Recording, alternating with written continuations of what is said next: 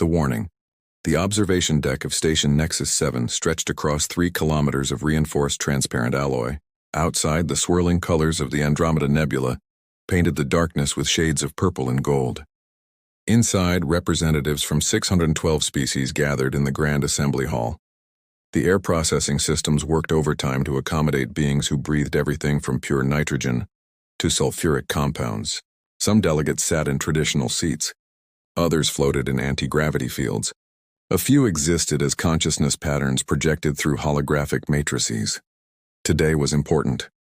Today, the Galactic Assembly would vote on humanity's application for full membership. Ambassador Theron of the Vorlax Empire stood at the central podium. His species had been part of the Assembly for over 8,000 standard years. The Vorlax were known for their patience and their gift for observation.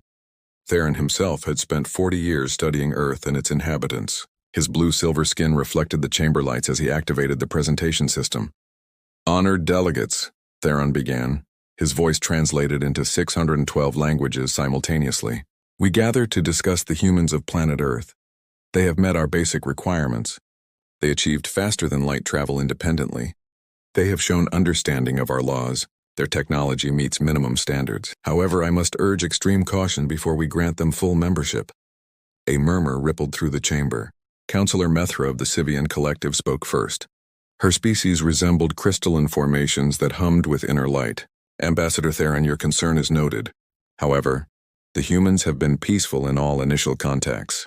They express genuine interest in cultural exchange. What specific concern do you raise?" Theron touched the control interface. A 3-dimensional image of Earth appeared, rotating slowly above the podium. The blue planet looked beautiful and fragile in the starlight. "I raise concern because I have studied them. The humans are not like other species we have welcomed. They are survivors of a kind we have rarely encountered." War Commander Dralvik of the Kronish Armada laughed from his position near the rear of the chamber. The Kronish were massive beings, standing over 3 meters tall even without their combat armor.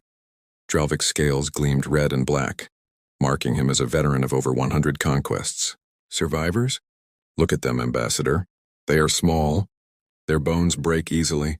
They have no natural armor, no claws, no venom. They evolved on a mild world with comfortable temperatures. What makes them survivors?" Theron had expected this response. He changed the display. Now it showed Earth's history, scrolling through millions of years of geological and climate data. "War Commander, their world has been anything but comfortable. In the last 100,000 years alone, Earth has experienced ice ages, supervolcano eruptions, asteroid impacts, and magnetic pole reversals. The humans survived all of it."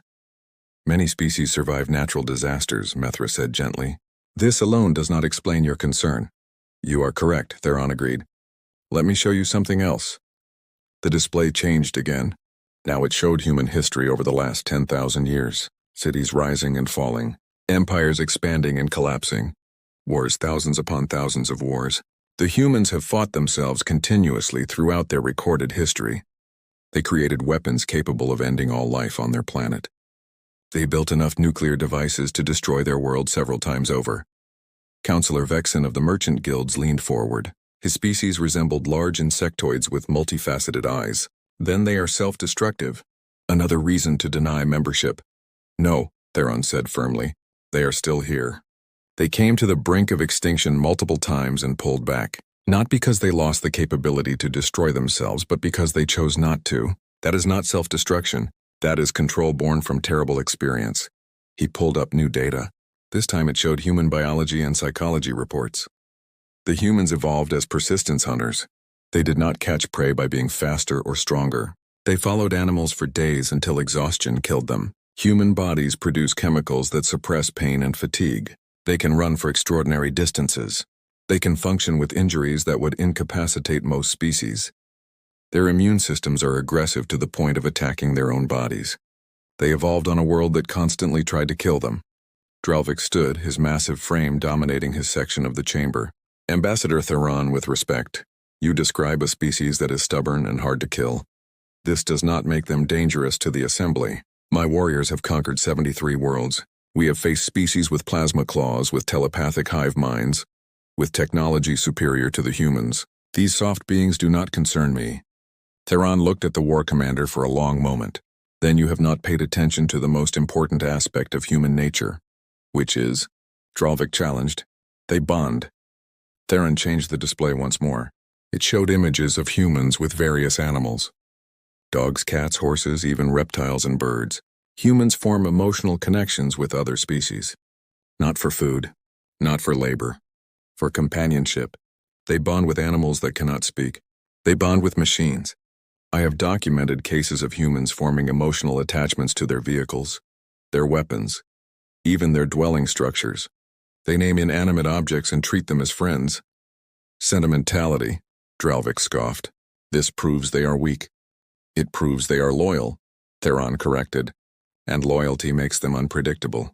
A human will die to protect those they have bonded with. More importantly, they will kill to protect them. They do not calculate odds when those they care about are threatened. They do not surrender when logic says they should. They keep fighting. He pulled up more information. I have studied 23 major human conflicts in detail. In every single one, there were moments when one side should have surrendered according to any rational analysis. Limited resources, overwhelming enemy forces, strategic positions lost. Yet in 19 of those 23 conflicts, the losing side continued fighting.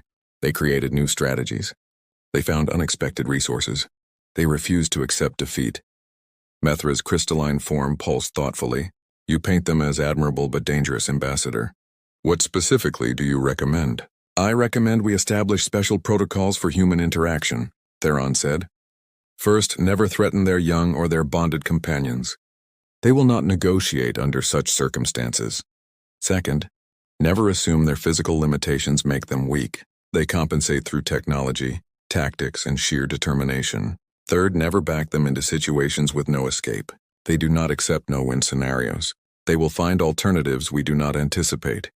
These seem like reasonable precautions for any species, Vexen noted. There is a fourth protocol. Theron continued. Never engage humans in prolonged conflict, unless you are prepared to commit completely. They practice a form of warfare they call total war. When truly threatened, they mobilize their entire civilization. Every factory becomes a weapons manufacturer. Every civilian becomes a potential combatant. Every resource becomes a tool for victory. They do not have a concept of partial defeat. Dralvik laughed again, louder this time. You describe a primitive species that throws everything at a problem. This is not strategy. This is desperation. No war, Commander. It is adaptation. Theron's voice remained calm. Let me tell you about one human conflict. They call it World War II. Multiple nations fought. Primitive technology by our standards. Chemical explosives, simple aircraft, basic computing. The war lasted 6 years. 60 million humans died. One nation, they called it Britain, was losing badly. Their cities were bombed every night. Their military was trapped. Their resources were dwindling. Any logical species would have negotiated surrender. The chamber was quiet now. Many delegates leaned forward. Their leader at the time, a human named Churchill, gave a speech. He said, "We shall fight on the beaches. We shall fight on the landing grounds. We shall fight in the fields and in the streets. We shall fight in the hills. We shall never surrender." And they did not. They kept fighting until they won. Theron paused. That same war, another human nation developed atomic weapons. Bombs that could destroy entire cities. They used 2 of them. Then they stopped. Not because they ran out of materials. Not because they lost the knowledge. They stopped because they decided the weapons were too terrible to use again. Think about that. They created ultimate weapons and chose restraint. That is not weakness. That is wisdom learned through suffering. The vote was called. The chamber divided almost evenly. Some species saw humans as potential friends and trading partners. Others saw them as Theron described, dangerous and unpredictable. In the end, the motion passed by a margin of just 34 votes. Humans would be granted full membership with standard protocols. Theron's special protocols were rejected as unnecessary. As the delegates filed out of the chamber, Dralvik approached Theron. The massive Kronish warrior towered over the Vorlax ambassador. You wasted the assembly's time today with fear-mongering, old one. The Vorlax grow soft in your later years. Perhaps it is time for younger species to lead. Perhaps, Theron said quietly. But I notice you did not vote for membership, War Commander. Despite your confidence, you voted against the humans. Dralvik's scales rippled with annoyance. I voted against because I see no benefit in adding weak species to the assembly. They contribute nothing. If you truly believe that, you would not care how the vote went, Theron observed. I think you see something that worries you, even if you will not admit it. The war commander turned away without responding. As he left, Theron heard him speaking to his second-in-command, a scarred veteran named Crothar. Prepare intelligence reports on human colony worlds. I want to know their defensive capabilities. For what purpose, Commander? Crothar asked. Educational purposes, Dralvik said. Nothing more. Theron watched them leave. He had done everything he could. The assembly had made its decision. He could only hope that his warnings would prove unnecessary. But in his 40 years of studying humans, he had learned one of their sayings. It came from their military history. Hope for the best, prepare for the worst. He suspected the galaxy would soon learn why humans said such things. 3 weeks after the assembly vote, Dralvik reviewed intelligence reports in his private quarters aboard the flagship Devastator. His fleet orbited the Kronesh homeworld, 80 warships of various classes. The Kronesh Armada was the finest military force in this sector of the galaxy. They had conquered 73 worlds through superior firepower and tactical brilliance. The human colony Eden 3, Crothar said, displaying the data.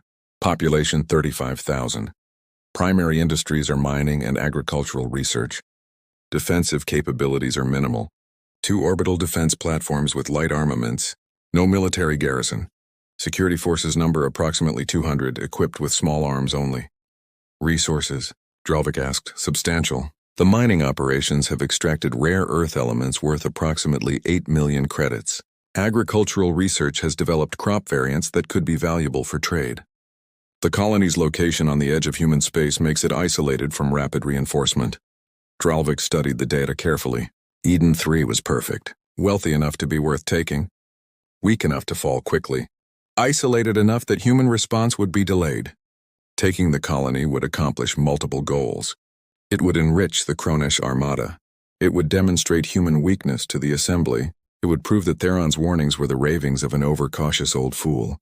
What are the risks? Dralvik asked. He had not survived 100 conquests by being reckless. Minimal, Crothar replied. The nearest human military base is 12 light years away. Response time would be at least 3 standard days. The colony has no significant defenses. Civilian vessels are not armed. Intelligence suggests the humans rely heavily on assembly laws for protection. They believe their membership guarantees safety. And the assembly? Dralvik asked. By the time they convene to discuss the situation, we will control the colony. We will claim the humans attacked us first. With no evidence to the contrary, the matter will be tied up in negotiations for months. The humans are new to galactic politics. They do not understand how slow the assembly moves. Dralvik made his decision. Prepare the fleet. We move in 2 days. Full battle groups 1 through 4. That gives us 80 ships and 12,000 warriors. More than enough for 35,000 civilians. The orders will state this is a training exercise, Crothar said, until we are in position, correct? I want no advanced warning reaching the humans or the assembly. We strike fast, we take control, and we present the galaxy with an accomplished fact. As Crothar left to relay the orders, Dralvik looked out at his fleet. 80 warships, each one a masterpiece of military engineering. The Devastator alone carried enough firepower to level a continent. Against a mining colony with civilian security forces, they were overwhelming. He thought briefly about Theron's warnings. The old Vorlax had spoken of human determination and unpredictability. But determination meant nothing without weapons. Unpredictability meant nothing without power. The humans were new to the stars. They had not faced real military might. They would learn today what it meant to challenge the Kronesh Armada. Dralvik did not know that on Eden 3, a sensor technician named David Park had just detected unusual quantum fluctuations consistent with a large fleet preparing for faster-than-light travel. He did not know that the colony's administrator, James Rivera, was already initiating emergency protocols. He did not know that every human colony maintained hidden communication arrays specifically designed to bypass normal channels in case of crisis. Most importantly, he did not know that humans had a saying about making assumptions. Assume makes an ass out of you and me. The Kronesh Armada began its journey to Eden 3, confident in their superior firepower and tactical advantage. They had conquered 73 worlds. This would be number 74. It would indeed be educational, just not in the way Dralvik expected. The reckoning. The emergency sirens on Eden 3 began wailing at 0600 hours local time. David Park had been monitoring the long-range sensors for 3 years without ever seeing anything unusual. Now his screen showed something that made his blood run cold. Quantum signatures indicating 80 warships emerging from faster-than-light travel at the edge of the system. He hit the emergency broadcast button. This is Sensor Station Alpha 7. Multiple hostile contacts detected. I repeat, multiple hostile contacts. This is not a drill. Colony Administrator James Rivera was in his office within 3 minutes. He was 52 years old, a former mining engineer who had never expected to face a military crisis. He looked at the sensor data and felt his stomach drop. 80 ships.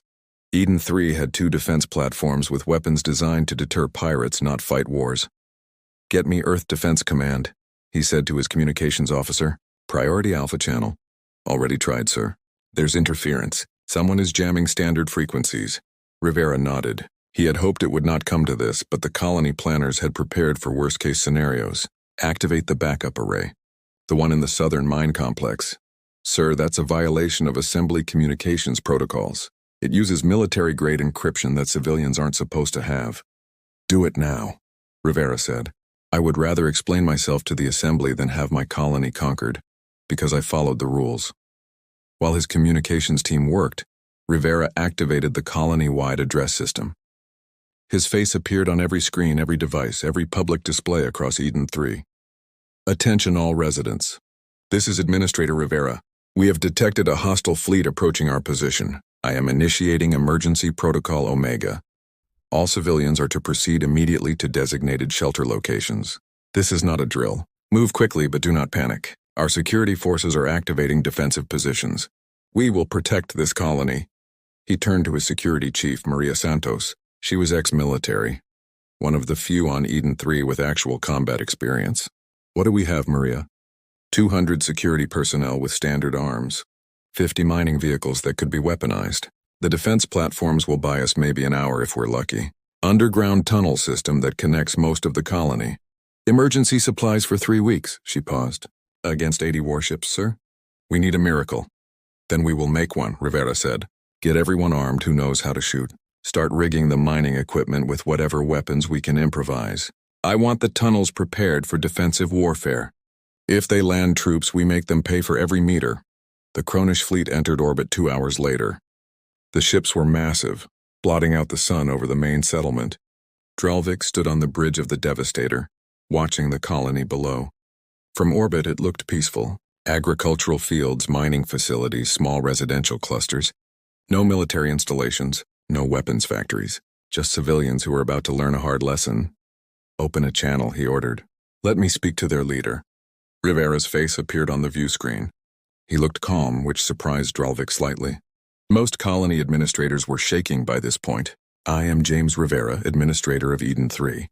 You are in violation of Galactic Assembly law. Withdraw immediately. I am War Commander Dralvik of the Kronish Armada. Eden 3 is now property of the Kronish Empire. You have one of your hours to surrender unconditionally. Resistance will be met with overwhelming force. Compliance will result in minimal casualties. Rivera smiled. It was not a friendly expression. Commander, I have a message for you. 7 words. Write them down because you will want to remember them. Speak, Dralvik said, amused by the human's defiance. You just made humanity's worst mistake possible. The transmission ended. Dralvik laughed. Brave words from a dying man. Deploy ground forces, battle groups 1 and 2. Take the administrative center first. I want their leadership captured within the hour. 40 dropships launched from the Kronish fleet. Each carried 50 warriors in full combat armor. 2,000 troops to secure a colony of 35,000 civilians. Overwhelming force. Standard procedure. The dropships descended through Eden 3's atmosphere. The 2 defense platforms opened fire, their light plasma cannons barely scratching the armored hulls. Kronish fighters swept in and destroyed both platforms within minutes. The sky belonged to the Armada. The dropships landed in the main square of New Providence, Eden 3's capital settlement. The landing struts crushed benches where children had played the day before. The engines scorched gardens that colonists had carefully tended. 2,000 Kronish warriors emerged in perfect formation, weapons ready, shields active. The square was empty. Commander Vekthar led the ground forces. He had conducted 34 successful planetary invasions. He knew the pattern. Civilians fled. Leaders tried to negotiate. Resistance crumbled quickly when faced with superior force. He divided his troops into search teams. Secure the administrative building. Find the colony leadership. Search the residential areas. Standard pacification protocols. The first team entered the administrative building. It was empty except for a single screen in the main office. Text scrolled across it slowly. You invaded a human colony. You threatened our families. Now there are no rules. Vekthar did not understand the message's significance. He would soon enough. In the tunnels beneath New Providence, Maria Santos watched her tactical displays. The security chief had positioned her forces carefully. 150 people with weapons. Some were ex-military like her. Most were miners, farmers, and teachers who had never fired a shot in anger. But every single one of them was angry now.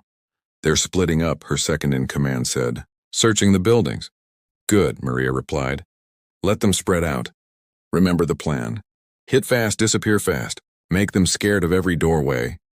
The first Kronish patrol entered the residential district, 10 warriors moving in standard formation. They checked houses one by one, finding them empty. At the 5th house, something felt wrong. The door was open. No furniture inside. Just empty rooms and shadows. The explosion came from below. The floor collapsed, dropping 5 warriors into a basement that Maria's team had filled with mining charges. The survivors stumbled back, shields flickering from the blast. They did not see the crossbow bolts until they struck. Simple weapons, medieval by galactic standards. But at close range they punched through the gaps in Kronish armor. 2 more warriors fell.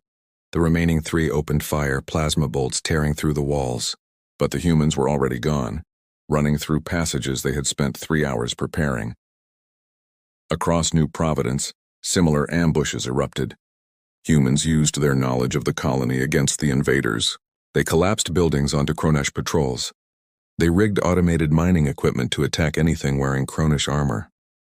They used chemical explosives that sensors could not detect because they were just fertilizer, until mixed in the right proportions. Maya Okonkwo coordinated the technical warfare from the colony's engineering center. She was 29 years old with a degree in mining engineering and a minor in chemistry. Before the invasion, she had designed more efficient extraction processes. Now she designed weapons. Team 3, the patrol is approaching your position, she said into her communicator. Trigger the EMP in 5 seconds. The electromagnetic pulse device was built from spare parts and old mining equipment. It should not have worked according to proper engineering principles. But Maya had learned that should not often meant difficult rather than impossible. The device fired. The Kronish patrol's shields failed. Their weapons went offline. Their communications died. They were still dangerous, but now they were vulnerable. The human team hit them with Molotov cocktails made from mining fuel. Not sophisticated, but effective. Vekthar watched his casualty reports climb. 50 warriors down in the first hour, against civilians, against people with no military training and primitive weapons. It was impossible. Yet it was happening. Fall back to the landing zone, he ordered. Regroup and reassess. But falling back meant moving through streets the humans controlled. More ambushes, more improvised weapons, more casualties. When Vekthar's forces finally reached the landing zone, he had lost 90 warriors, nearly 5% of his force. In the first 3 hours, Dralvik watched from orbit, his confidence beginning to crack. This was not how invasions worked. Civilians were supposed to surrender. They were supposed to be afraid. These humans fought like cornered predators. Deploy Battle Group 3, he ordered. Another 2,000 warriors. I want that colony secured now. The second wave landed. 4,000 Kronish warriors now on the ground. Surely enough to overwhelm a mining colony's desperate resistance. In the tunnels, Rivera received the update. They've doubled their ground forces. Good, Maria said. More targets. We cannot win this, one of the security team said. We're just buying time. Then we buy it, Rivera replied. Every hour we hold is another hour for help to arrive. What the Kronish did not know was that the hidden communication array had succeeded. The message had reached Earth Defense Command. More importantly, it had reached every human colony, every human ship, every human outpost within 50 light years. The message was simple. Eden 3 under attack. Hostile force overwhelming. Need immediate assistance. And humanity answered. On Earth, Admiral Chen received the message in the middle of a strategy meeting. She was 61 years old, a veteran of the border conflicts with the Sivian pirates. She had never commanded a full fleet mobilization. Until now, all available ships, she ordered. Military, civilian, anything that can mount a weapon. Get me a task force to Eden 3 in the next 6 hours. Ma'am, that's impossible. We would need 200 ships minimum. The logistics alone. Figure it out, Chen interrupted. Those are our people. We do not abandon our people. Across human space, the response was immediate. Military vessels changed course. Civilian freighters volunteered to carry troops. Mining ships armed themselves with whatever weapons they could find. Even the passenger liners offered their services. The human fleet began gathering. Not in an organized manner, not with proper logistics chains, but with desperate determination. On Eden 3, the battle continued. The Kronesh pushed deeper into the colony. The humans made them pay for every advance. A group of teenagers led by 17-year-old Marcus Webb hacked into the Kronesh communications network. They could not break the encryption, but they could jam frequencies and feed false information. An elderly couple named David and Ruth Martinez turned their machine shop into a weapons factory. David had been a mechanical engineer before retirement. Ruth had taught chemistry at the colony school. Together they produced devices that disrupted Kronesh shields and armor systems. A young woman named Lisa Park, David's daughter from the sensor station, organized the evacuation of children through the tunnel system. She kept them calm by teaching them songs, old Earth songs about standing together and never giving up. The children sang while explosions echoed above them. By the end of the first day, Dralvik had lost 300 warriors. The colony still resisted. He could not understand it. His intelligence had been perfect. The humans had no military capability, yet they fought like veterans. Commander, Krothar said carefully, perhaps we should reconsider. The casualties are mounting. The assembly will ask questions. Maybe the Vorlax ambassador was right about humans. Dralvik struck him. The blow sent Krothar sprawling across the bridge. We do not retreat from farmers. Deploy Battle Group 4. All ground forces. We will crush this resistance through sheer numbers. 6,000 Kronesh warriors now fought on Eden 3. Against them, less than 300 human defenders remained in action. The math said the humans should lose. The math did not account for human stubbornness. On the second day, the Kronesh finally reached the main shelter complex. 3,000 civilians huddled behind blast doors designed to withstand mining accidents, not military weapons. Dralvik ordered the doors breached. It would take hours, but he would have his victory.